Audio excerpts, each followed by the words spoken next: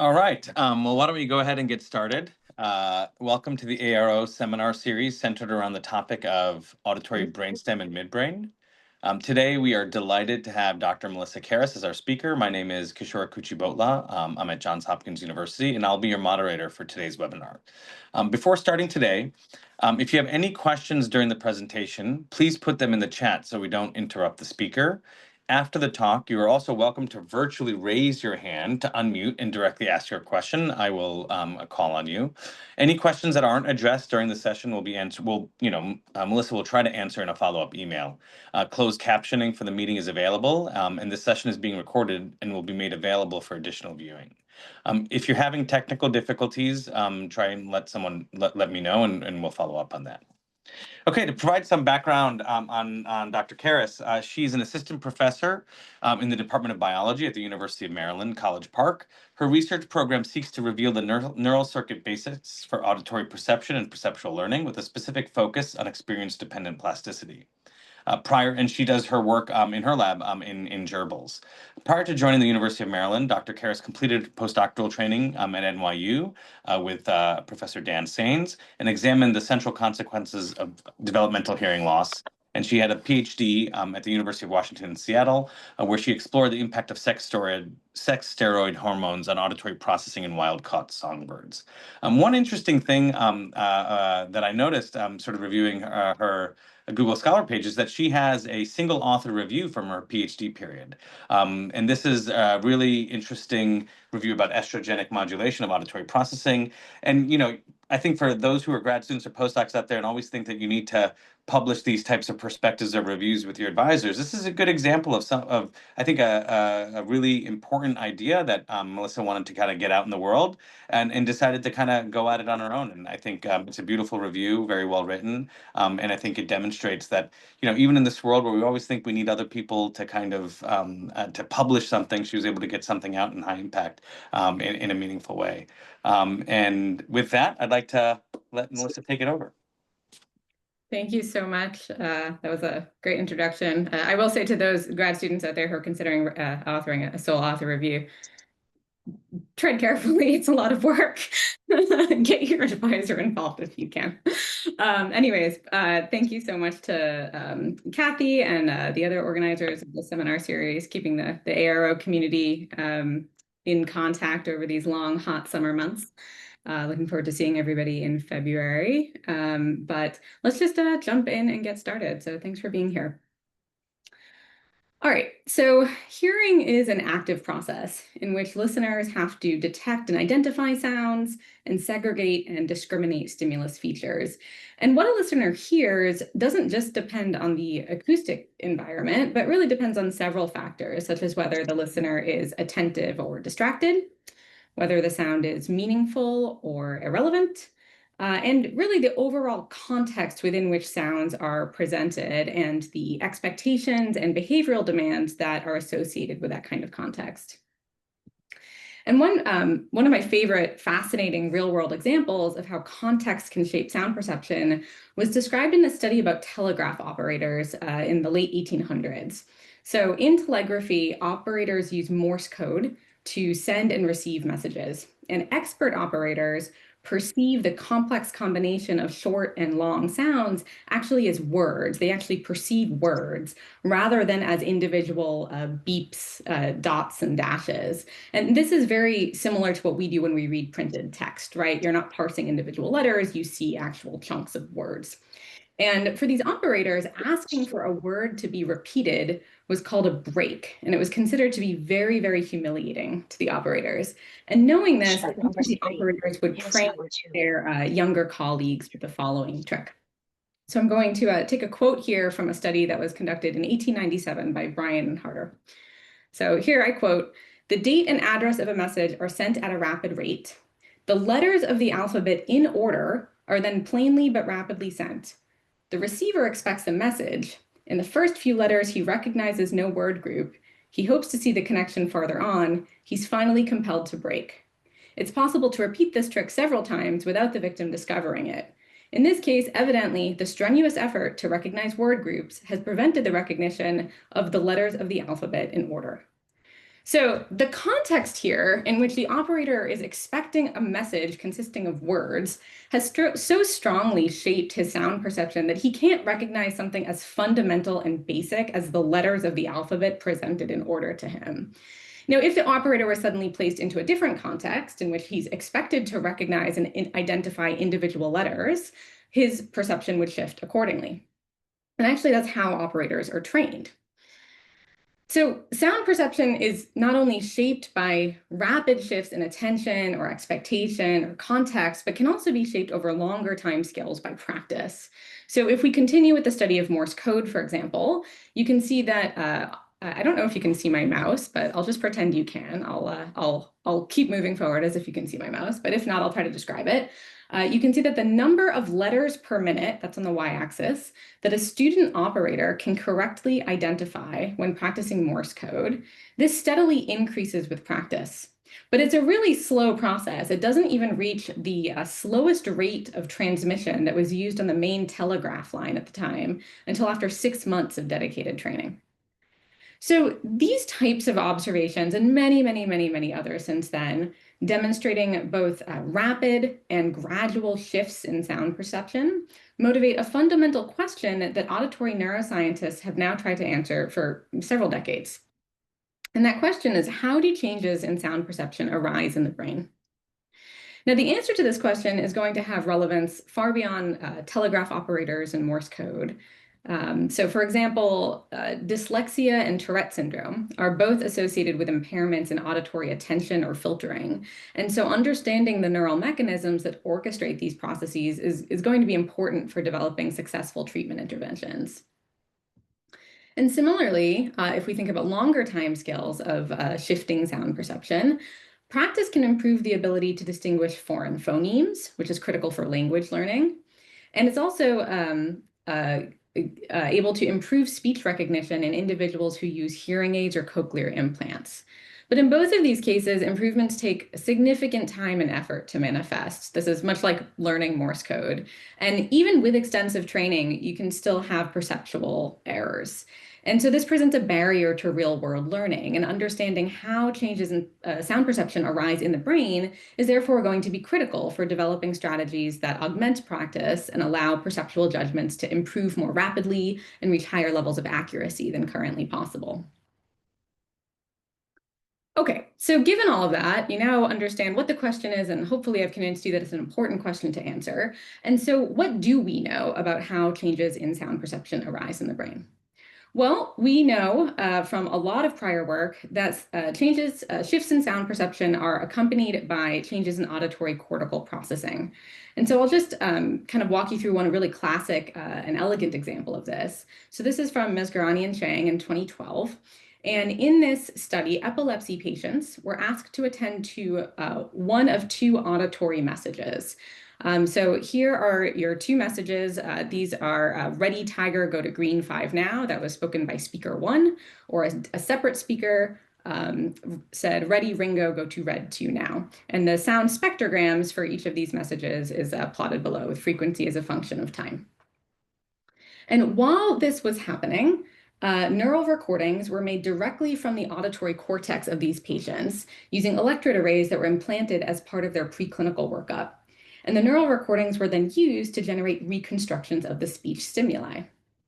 And so here I'm showing you some of those reconstructions. And when each of these speech streams were presented alone in isolation, the reconstruction generated from the neural responses looked pretty similar to the original sound spectrogram. So here again, you can see that this spectrogram in blue that was constructed from the neural recordings matches fairly well the spectrogram of the actual speech sounds. And the same thing for the red one on the right. And so what this means is that the auditory cortex is doing a pretty good job of encoding the spectrotemporal features of the sounds. Something very different happens, though, when the sounds were presented to the listeners at the same time. So at that point, the neural reconstructions that you get depended on which speech stream the listener was attending to. So for example, if the listener attended to the speech stream on the left, The neural reconstruction down here on the bottom left in gray looked awfully similar to the original stimulus, the one in the left, the one in blue. If, on the other hand, the listener attended to the speech stream on the right, the neural reconstruction was different and looked more like the spectrogram of the sound on the right.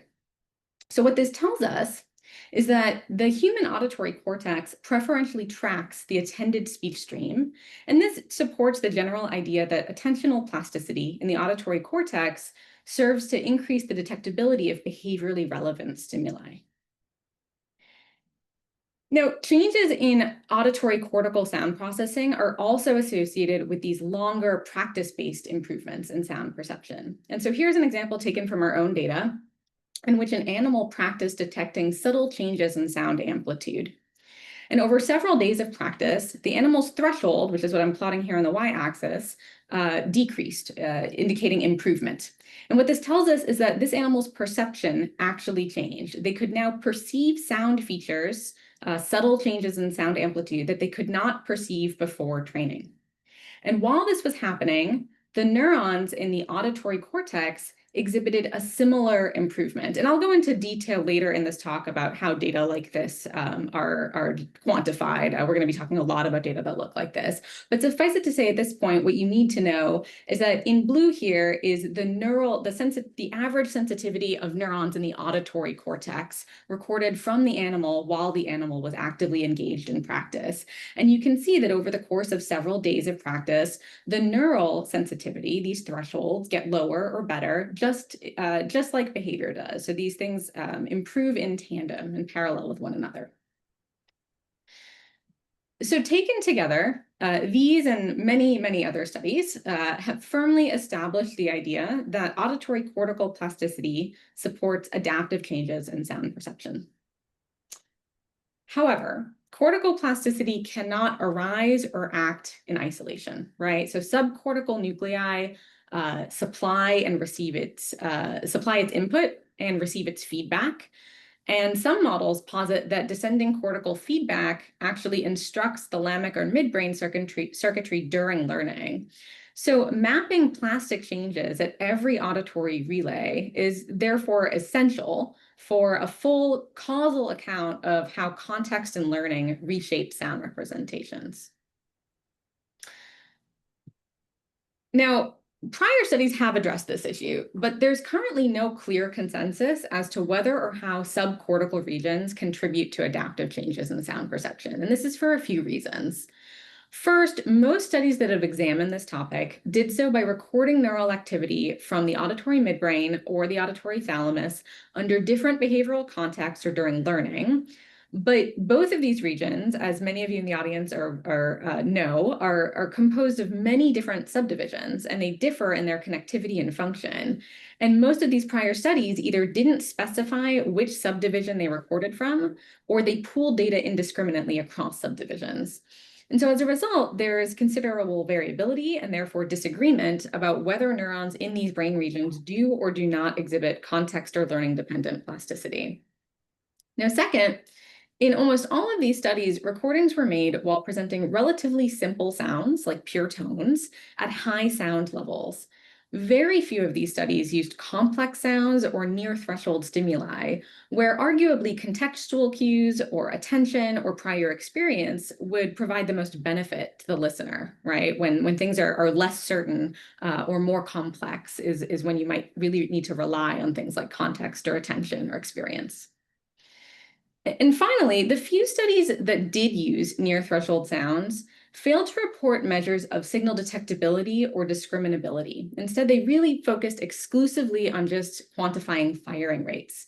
And this limits our ability to assess how well the data actually explained behavior. It's really difficult to map firing rate onto a percept. And indiscriminate changes in firing rate gain don't necessarily translate to changes in the ability of a neuron to detect or discriminate signals. So as a result, there's just kind of a fundamental gap in our understanding of how the brain generates adaptive changes in sound perception.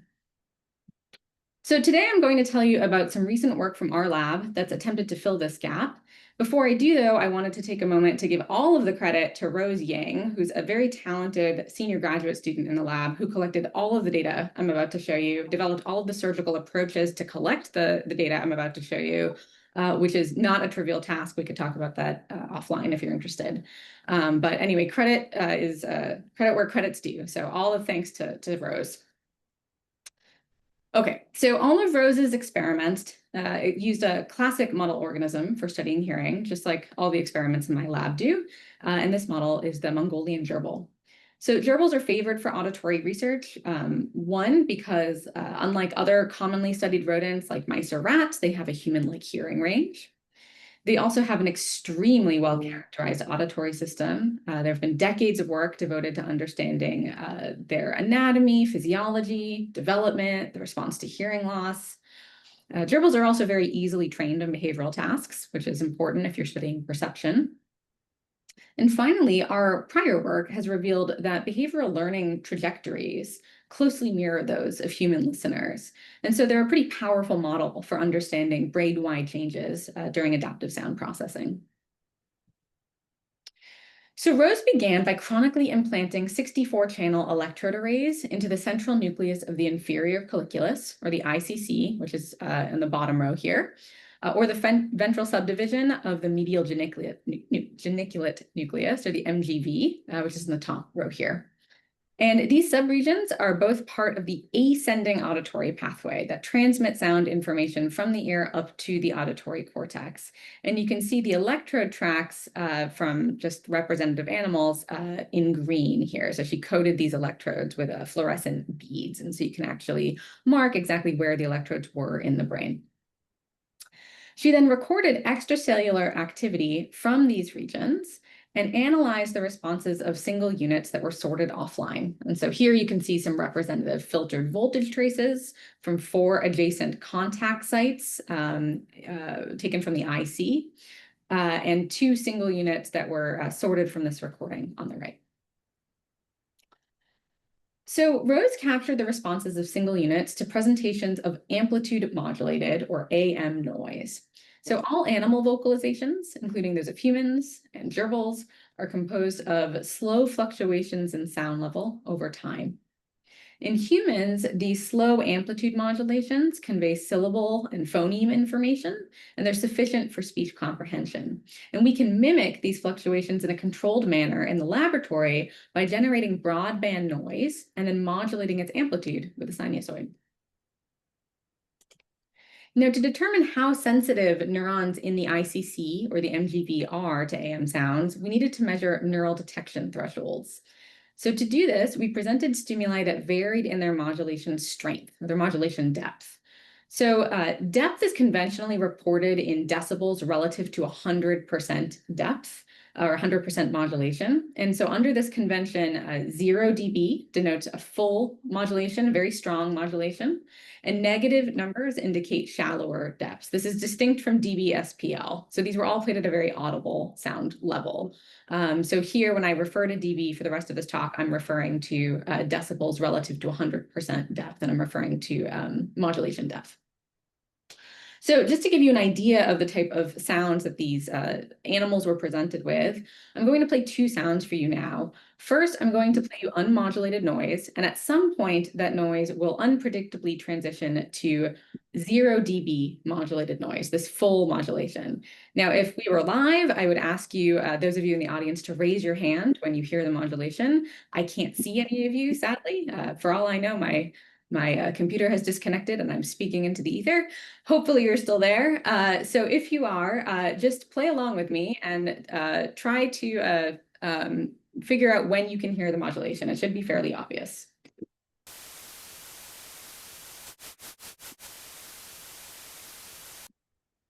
Ah, thank you, Ed. Ed Rubel is raising his hand. I've got 1 participant, so I know I'm not just speaking into the ether. Wonderful. Okay, so that was fairly obvious, right? Pretty easy. Now I'm going to play 1 more sound for you. This time it's going to be unmodulated noise that at some point transitions to a much smaller modulation depth, this -24 dB. And again, see if you can hear the modulation. Raise your hand if you can hear it.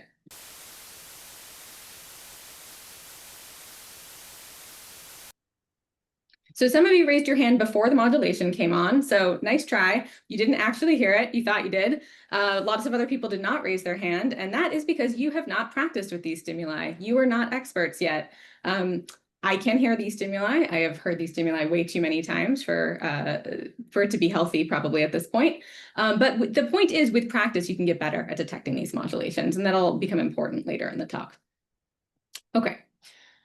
So now let me walk you through how we quantified neural AM detection thresholds. And I'm going to use the responses of one ICC neuron as an example. So in gray, you can see the envelopes of the sound stimuli. So here are just several different AM depths that were presented to the neurons. At the bottom here is unmodulated noise.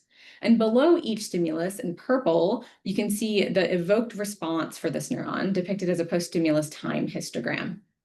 So this is firing rate as a function of time. So we quantified this by just calculating the firing rate over the entire duration of this 1 second AM stimulus and plotting that firing rate as a function of the AM depth, which you can see over here. These firing rates, you can see first that this neuron increased its firing rate as the AM depth increased. And then we can convert these firing rates into the signal detection metric D prime.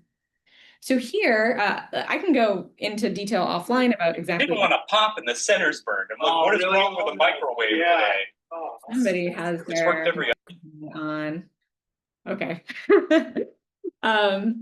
So I won't go into details exactly about the equation here for D prime, but suffice it to say, D prime represents the difference between the firing rate evoked by an AM stimulus and the firing rate evoked by an unmodulated noise stimulus in units of standard deviation. So higher D prime values indicate a better ability to detect the modulation by the neuron. And just as an example here, a D prime, for instance, of this value here of 1.5 tells us that the minus 3 dB AM stimulus evoked a firing rate that was 1.5 standard deviations higher than the firing rate evoked by unmodulated noise. That should kind of give you some sense of what we're looking at here. All right, so we fit these D prime values with a logistic function, and then we defined threshold as the depth at which the fit crosses a D prime of 1. So for this neuron, the threshold was around minus 6 dB or so. And we quantified thresholds under two different contexts that had identical acoustic environments, but differed in their behavioral demands. So in one context, the AM noise stimuli were passively presented from a speaker and carried absolutely no meaning or behavioral relevance. The animal didn't have to do anything in response to these sounds. In the other context, the same stimuli were presented as the animals performed a behavioral task in which the AM sounds were highly relevant. So let me walk you through that task now. So in the task, animals first learn to drink from a spout of water while a steady unmodulated noise plays in the background. So that's this upper left quadrant here. When the noise changes at some point unpredictably from this unmodulated noise into this amplitude modulated noise, the animals have to withdraw from the spout. And if they do that, that's a correct response. That's considered a hit. If they don't do that, if they continue to drink, they'll be punished with a mild shock, and that's considered a miss. If they get off the spout when they aren't supposed to, when there is no AM noise present, that's considered a false alarm. That'll become important later in the talk, but not right now. All right, so how did these two listening contexts, passive sound exposure and task performance, affect neural thresholds of ICC or MGB neurons? To answer this, we're going to start by again looking at data from one representative neuron. Actually, it's the same neuron I showed you earlier. And we can see that for this neuron, during passive sound exposure, the AM sensitivity of this unit was extremely poor. So you can see that the neuron responded very weakly, if at all, to this AM noise. This is reflected both in the PSDH and also in this plot on the right. So the firing rate is mostly flat across AM depths and into unmodulated noise. There's really no main systematic difference in firing here. And as a result, all of the D prime values that were calculated based off of these firing rate values, all of these D primes were below 1. And as a result, we could not measure a threshold. The threshold is unmeasurable. In contrast, just a few minutes later, when the animal is now engaged in the behavioral task, the neurons responded much more strongly during this task performance. And so more specifically, you can see that the firing rates increased as the AM depth increased. We can quantify that here. That's what I showed you earlier. And as a result, you can also see that the unmodulated firing rate actually stayed the same. And so because of this increase in AM evoked activity and the maintenance of the unmodulated noise activity, there's a greater and greater separation of these firing rate distributions, and you end up with higher D prime values and a measurable threshold. And so this neuron was considered to be insensitive to AM depth during passive sound exposure and sensitive to AM depth during task performance. And this task-dependent switch couldn't be explained by time or the animal's thirst level, because immediately after the task was over, we passively presented sounds again and found that the firing rates and D prime values had dropped back down to kind of be comparable to pre-task levels. You can see that in the darker color here. So to determine whether this pattern was consistent across the ICC population, we asked whether threshold values differed across behavioral contexts. So here, what I'm plotting for the ICC, each point represents the firing rate-based threshold for one unit. The large open circles represent the population averages. And what you can see is that there's a small but significant effect, with ICC units exhibiting lower or better firing rate-based thresholds during the task than during the pre-task passive exposure session. And thresholds began slightly reverting back to baseline in this post-task passive sound exposure session. And we see a similar and more pronounced effect in the MGV. Now, some of you may be wondering, wait a minute, why are there so many more MGV data points during the task than during these passive sound exposure sessions? And this is because we also found often neurons would exhibit a measurable threshold in one context, particularly task performance, but not the other. So they'd still be there, they'd still be firing, we could still see the neurons, but they could not generate a D prime high enough to actually generate a measurable threshold. And so to really quantify this, we looked at the ICC neurons that exhibited a measurable threshold at any point. And when we looked at this, we found that the proportion of those units to exhibit a measurable threshold, it was far more likely that they would exhibit a measurable threshold, so be sensitive to AM depth during the task than during the pre-task or post-task passive exposure session. And this pattern was even more pronounced in the MGV and looked really similar to data we had previously collected in the auditory cortex. And so taken together, these results suggest that neurons in subcortical auditory stations are actually quite sensitive to behavioral context, and this sensitivity appears to grow stronger along the ascending auditory hierarchy.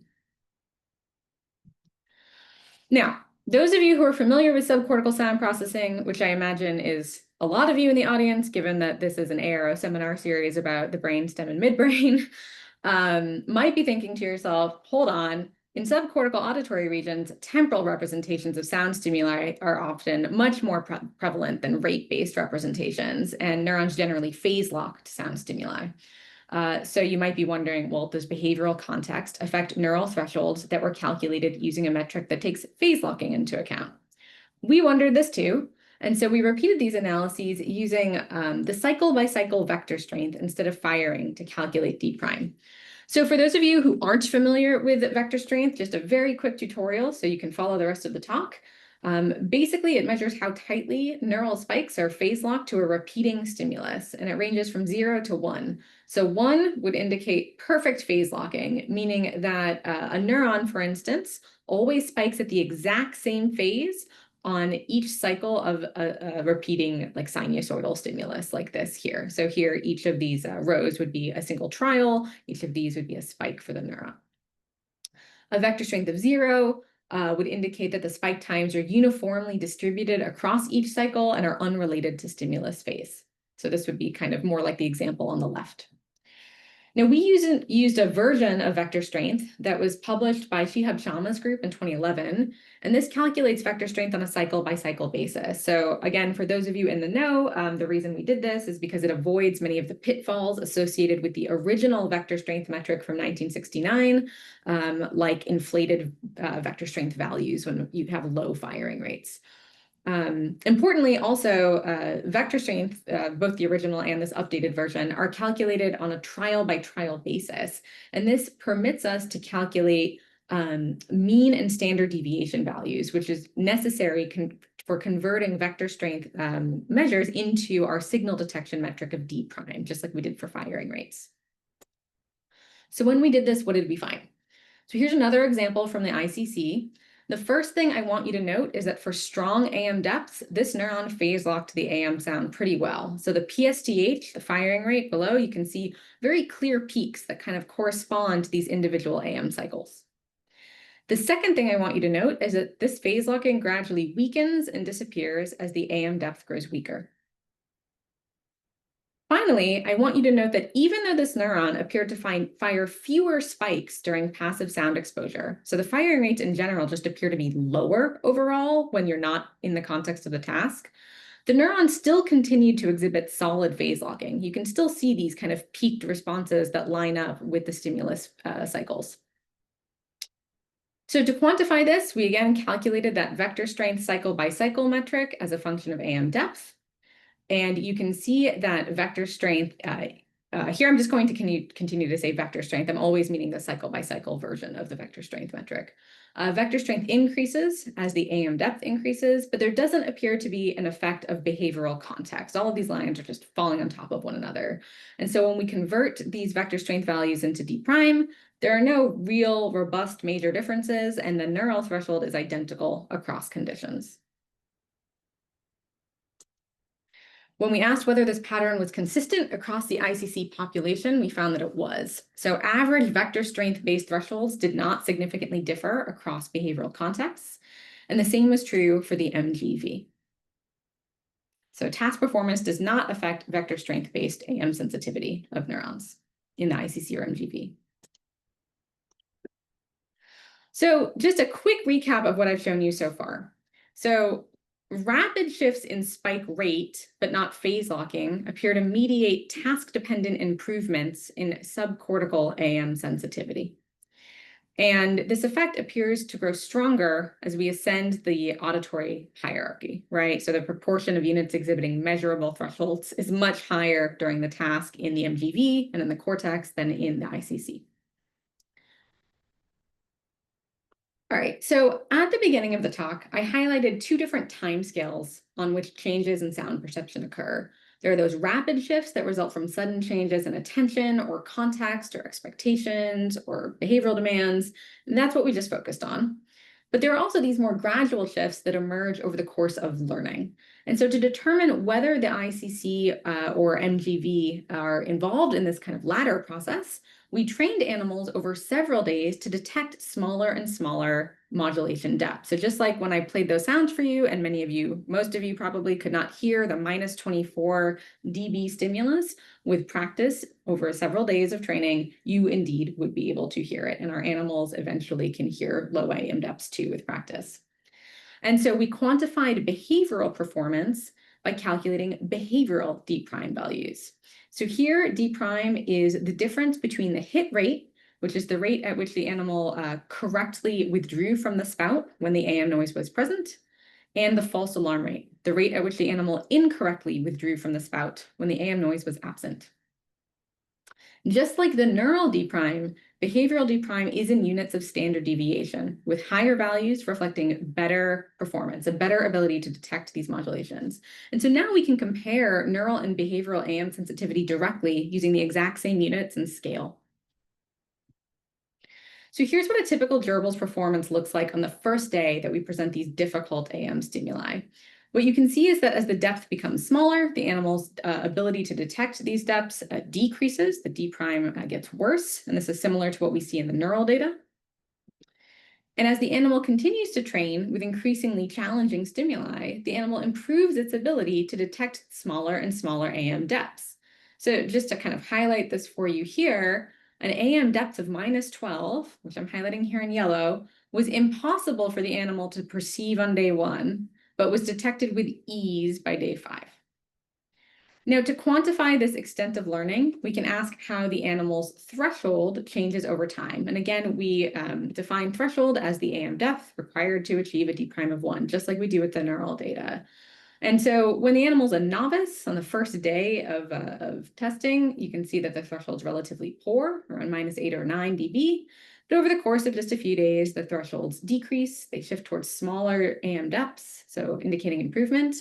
And we can plot that here. The behavioral threshold gets better with training day. And so the animal's perception really has changed. It can perceive things it couldn't perceive before. And so what happens in the ICC and MGV during this process? We first asked whether perceptual training affects the likelihood that a given unit is sensitive to AM depth.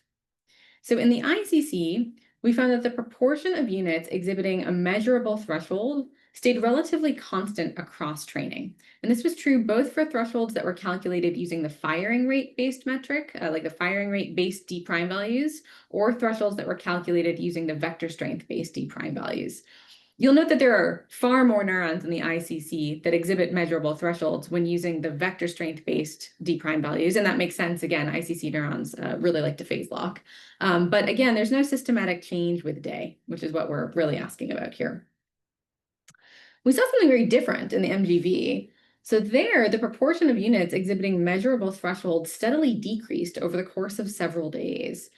And I just want to emphasize here, this is not because we had fewer neurons that we were recording from at the end of training. It's really that the proportion of the neurons that we were recording from that exhibited a measurable threshold was decreasing.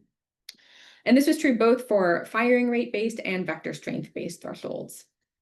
And so this observation suggests that the AM-sensitive network within the MGV may become sparser during perceptual training. And this is reminiscent of a prior report that associative fear learning, so a different type of learning, sensory learning, can enhance sparse population coding in the somatosensory cortex.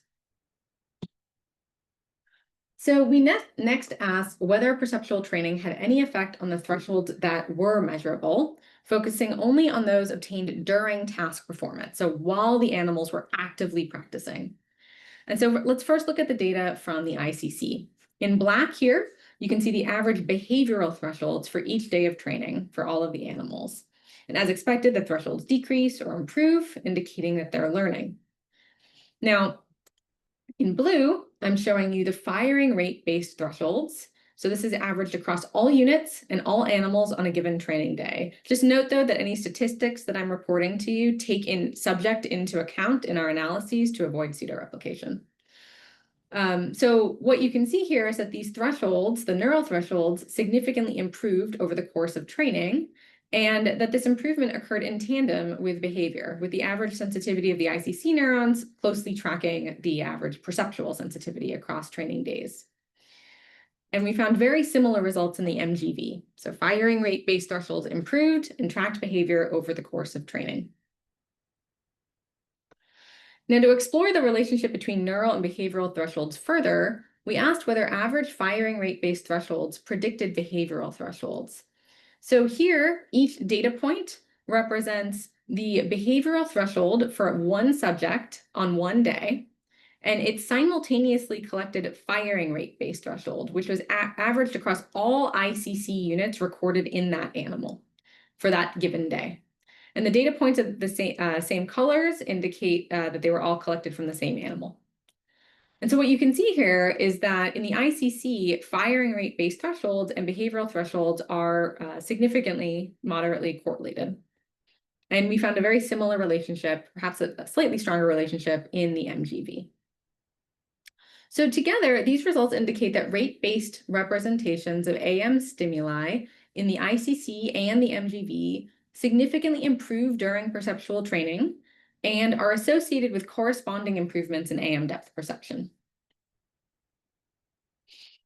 Now, we're back to phase locking, right? So we can't ignore phase locking. Improvements in neural phase locking to auditory stimuli may also underlie longer-term learning. And so we asked whether perceptual training had any effect on the vector strength-based thresholds measured during task performance. We found that in the ICC, the vector strength-based thresholds did improve during training, but the effect was weak. It only was kind of marginally significant here. In contrast, the vector strength-based thresholds in the MGV exhibited a clear and strong improvement.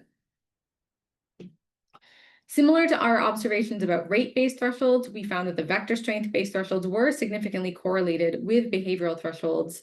Again, here it's a kind of moderate correlation in the ICC and a slightly stronger correlation in the MGV. So together, that set of data indicate that perceptual learning is accompanied by improvements in both rate-based and phase lock-based subcortical AM sensitivity. All right, so earlier in this talk, I showed you that neurons in the ICC and the MGV are more sensitive to AM stimuli when the subjects are performing a task that, like an AM detection task, than during passive sound exposure.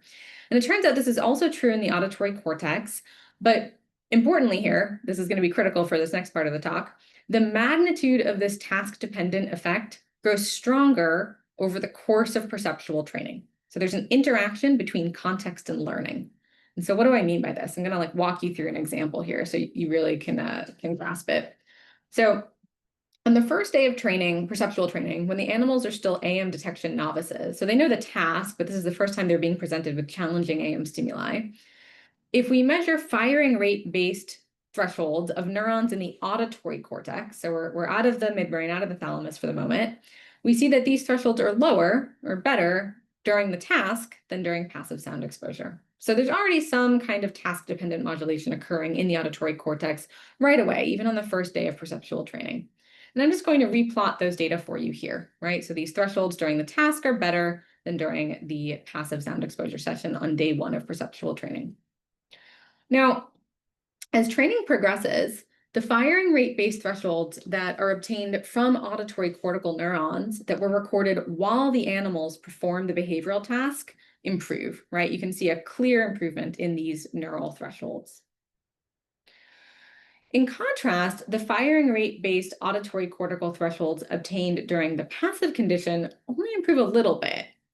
And as a result, the difference between the passive and the active context, the passive and the task context, grows progressively larger over the course of training, which is kind of illustrated here by these arrows.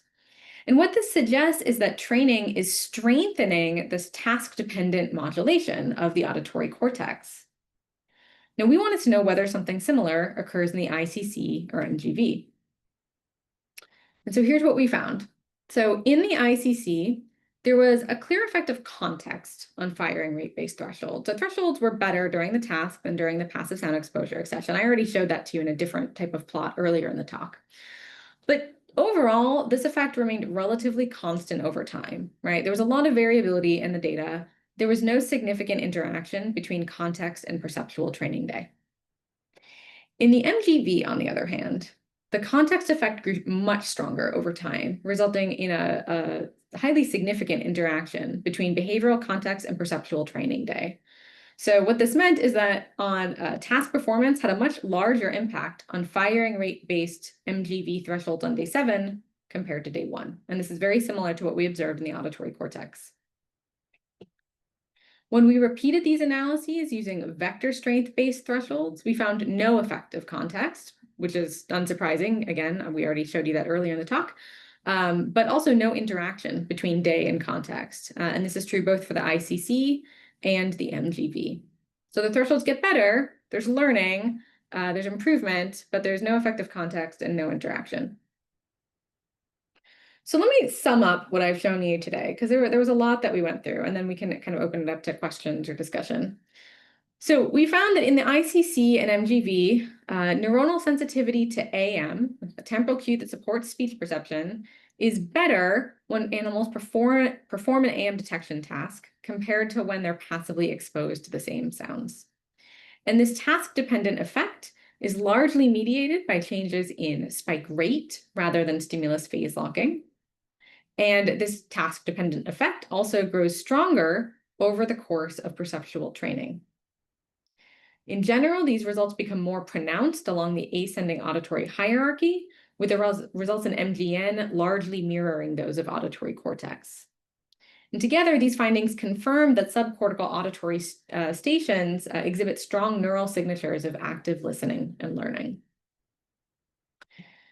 Ongoing work in the lab is currently determining which aspects of flexible sound processing in the ICC and MGB are inherited by and contribute to similar observations in the auditory cortex, and which of the observations I've kind of talked about today actually arise as a result of descending feedback from the auditory cortex itself. So that work is ongoing. Stay tuned. We expect a paper on this topic to come out probably within the next year or so. That'll be the wrap up of Rose's graduate experience.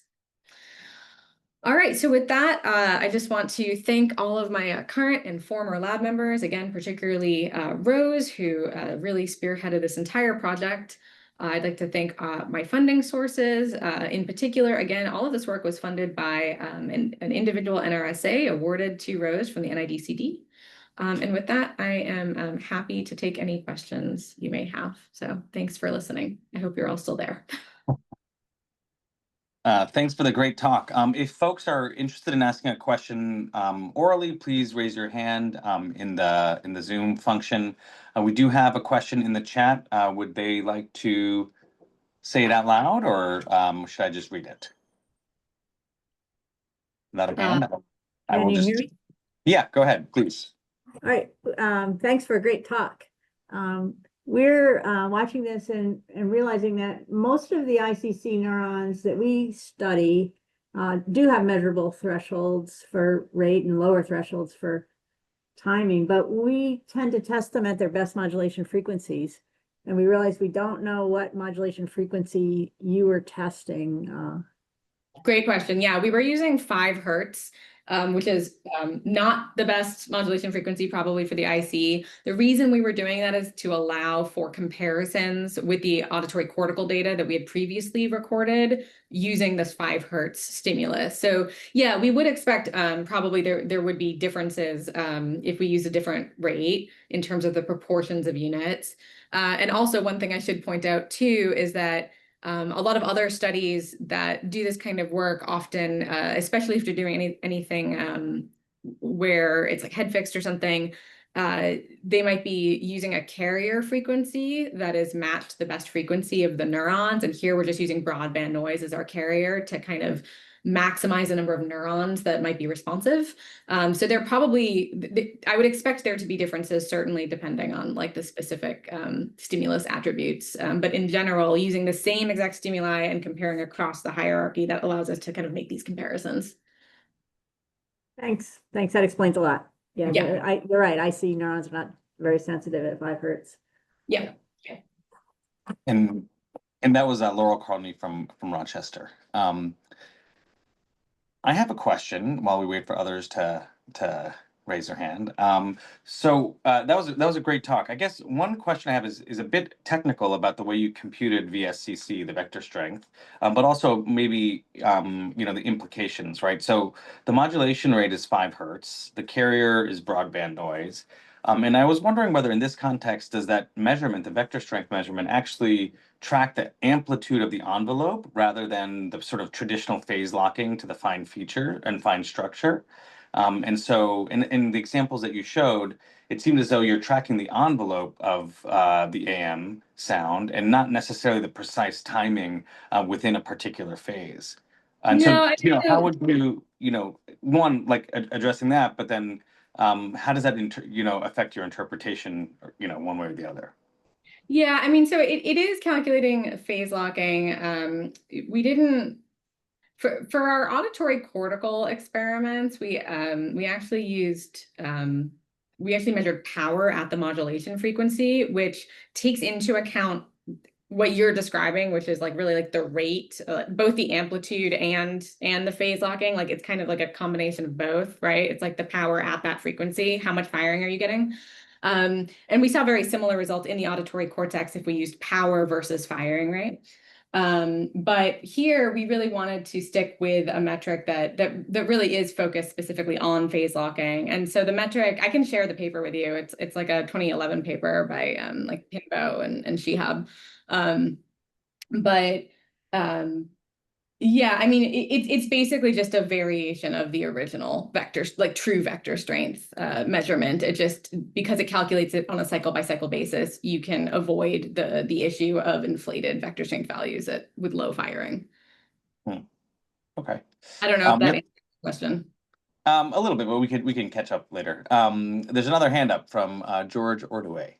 Hi, really great work, Melissa.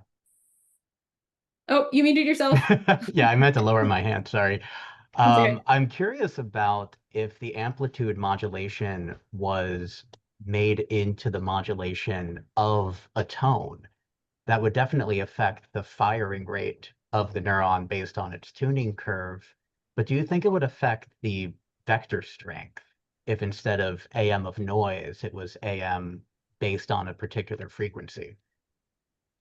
Well, I mean, if the carrier frequency is outside of the response area of the neuron we were recording from, then like we just wouldn't get a response probably. So it would affect, I'm sure it would affect our measurements of like the proportion of neurons that are responsive. In terms of like how the modulation transfer function of a neuron with a carrier at its best frequency versus broadband noise, like how those compare, like I don't know. I'm not sure. I'm like Philip Joris probably knows. If he's here, he could answer. I don't know offhand. Thanks. Yeah. Another question from Rachel Cassidy. Hi, great talk. Thanks for that. I saw that you were using multi-shank electrodes, it looked like, in both IC and the MGV. I was just wondering if by chance you ended up recording units from either the dorsal or medial divisions of thalamus, and if so, did you see any differences in their contextual modulation? So I know we inadvertently got some recordings from the IC shell, like the dorsal cool. and the external cortex. We did not include those in this paper, and I don't think we had many of them. Rose probably got some also from the non-limnistical areas of the auditory thalamus as well.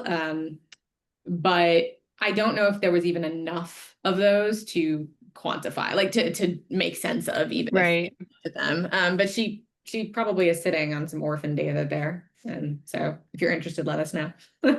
Yeah, I think that'd be cool to look at. Yeah. Thanks. We have a couple more minutes, and so I'll just ask another question here. So you're seeing, actually, there's a hand up from Dr. Rubel. So Ed, go ahead. Thank you. Hi, Melissa. That was really nice. Yeah.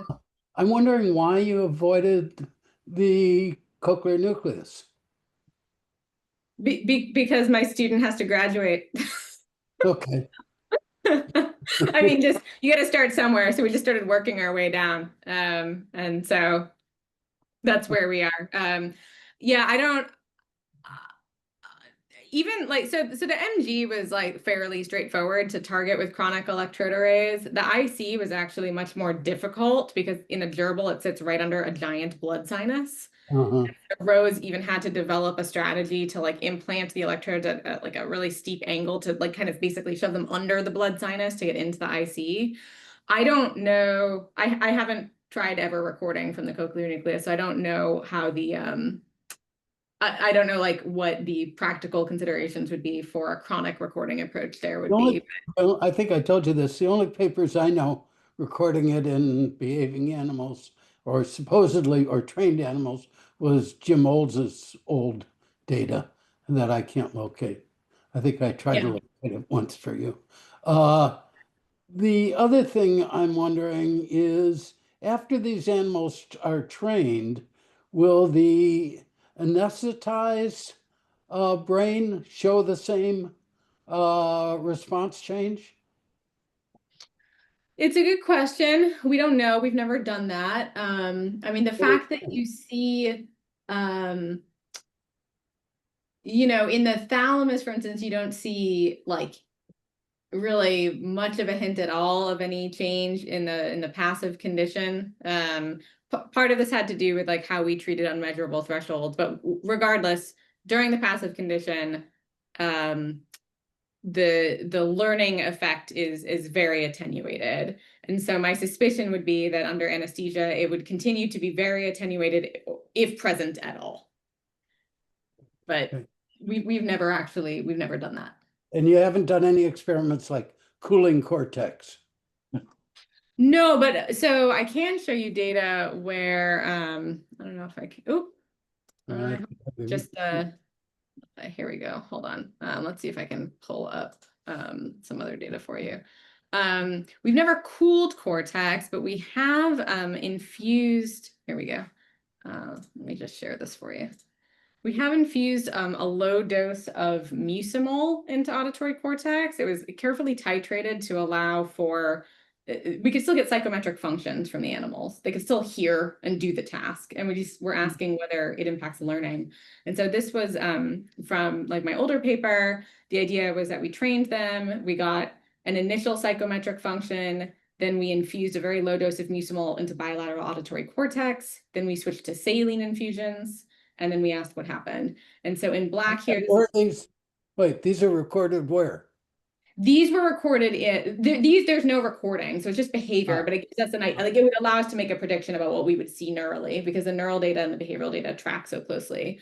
But if you, the basic kind of take home message here is if you dampen auditory cortical activity, you can preserve sound perception, but pretty much impair learning. So in black, on the right here is this is one animal's baseline psychometric function with no infusions. In purple are daily infusions of mucimol. They all kind of follow along the black.